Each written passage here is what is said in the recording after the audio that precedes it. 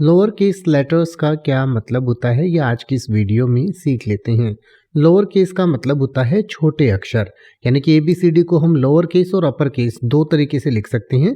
यानी कि जो कैपिटल लेटर्स होते हैं या बड़े जिसको हम अक्षर कहते हैं या अपर केस भी कहा जाता है, तो जो बड़े अक्षर के आगे ABCD लिखा हुआ है वो कैपिटल लेटर्स में है या वो अपर केस में है, और छोटे अक्षर के सामने या लोअर केस के सामने जो ABCD लिखा हुआ है वो स्मॉल लेटर्स में है, यानी कि लोअर केस में है। तो लोअर केस का मतलब है कि छोटे अक्षरों में आपको लिखना है।